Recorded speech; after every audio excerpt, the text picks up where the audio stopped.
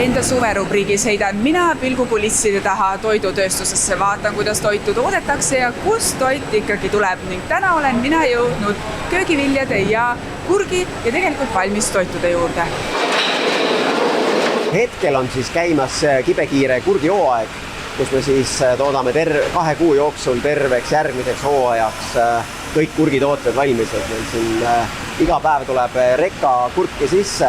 No näete, sellistes suurtes, peaaegu 2-meetristes kottides tulevadki need kurgihunnikud siia siis rekkadest kohale, pannakse siia maha ja siis laotakse või võetakse sealt kotist välja ja siis nad jõuavad sellistesse kastidesse ja siin nad on veel pesemata, mis tähendab seda, et siin ma võin isegi neid veel kätte võtta ja katsuda, aga ma saan aru, on üldse kurgil või kurgil vahe või on need kõik lähevad kõik ühesugused?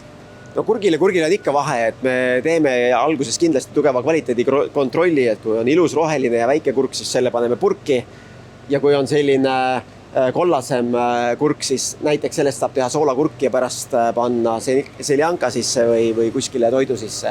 Et sinna ta sobib väga hästi, nii et on kindlasti vaja neid kurke ka enne sorteerida.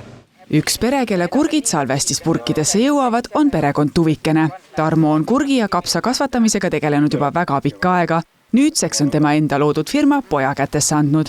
Suurem saak päevas on, ütleme, 5 tonni ja 10 inimest korjavad seda. Ütleme 8-10 tundi, see siis 500 kilo ikka peab päevas korjama inimene.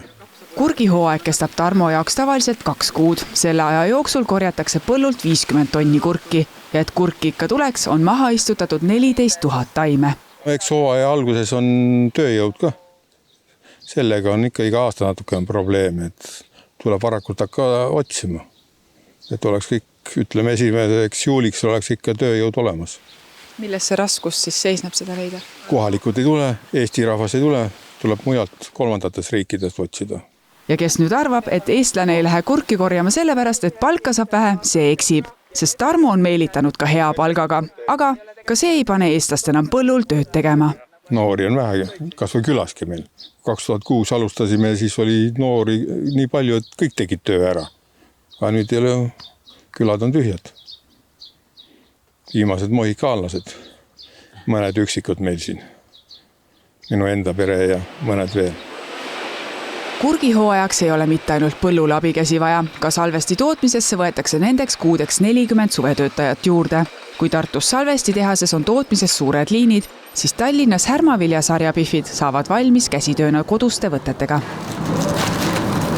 Siin puhastatakse ükshaaval kapsas, riivitakse see ning pannakse siis pannile. Kapsas jõuab siia tootmisesse Võrumaalt. Ma arvan, põhiline väljakutse on ikkagi ilmastik. Kui 60% tööst teeb ikkagi ilm ära, siis tuleb paluda ikkagi vanajumalat, aga eks pidev taimekaitselised tööd tuleb ikkagi leida parimad lahendused, et siis Euroopa Liidu rohemajanduses siis ja ka sellises keskkonda säästades võtetes ellu jääda, et see on selline teine peamine väljakutse. Varajast kapsas saab siin Jaagumäe talus hektari kohta 50 tonni, sügisel 70 tonni. Kui läheb kapsa korjamiseks, peavad inimesed ikka korralikult vaeva nägema. Päevas tuleb ühel inimesel keskmiselt 20 000 kummardust teha. Töö tegemist on toidutootmises palju. Kuidas teie vaates siis teil sektoris hetkel olukord on? Sektor on ühest küljest stabiilne ja rahulik, kus inimesed söövad ikka. Et selles mõttes, kui ma vaatan tööstussektorit laiemalt, siis toiduainetööstus selles mõttes on suhteliselt rahulik. Aga see ühtlasi tähendab ka tegelikult seda, et on ülikeeruline kasvada ja selleks, et meie saaks kasvu väljakutset lahendada, siis me tegelikult ikkagi väga palju rõhume ekspordile, et seal me suudame seda kasvu tuua ja Eestis proovime seda hoida ja seda taset tervikuna tõsta. Muret valmistab Eestis loomulikult lisaks ilmale ka tarbijate ostukäitumine.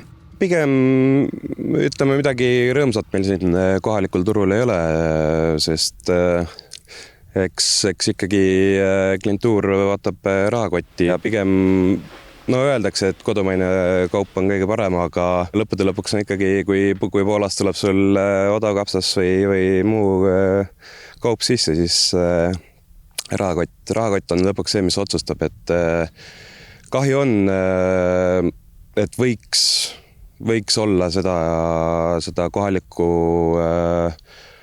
tootja nii-öelda soodustamist, et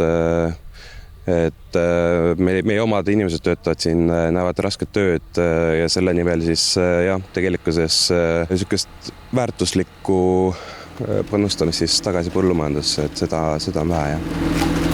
Hinnatundlikkus kasvab, kui hinnad kasvavad siis ja see emotsionaalne tunnetus on, et meie eluolu justkui ei lähe paremaks, kuigi tegelikult läheb, siis ikkagi seda kollast silti ikkagi poest otsitakse ja selle peale peab mõtlema. Teisest küljest otsitakse ka väärtust. Ei otsita lihtsalt kõhutäidet, vaid tegelikult, et kui nad maksavad, et see asi oleks ikkagi ka seal juures maitsev, et need asjad peavad olema, hinnapunkt peab olema õige, aga kindlasti ka see kvaliteet, see väärtus, et seda endiselt osatakse hinnata.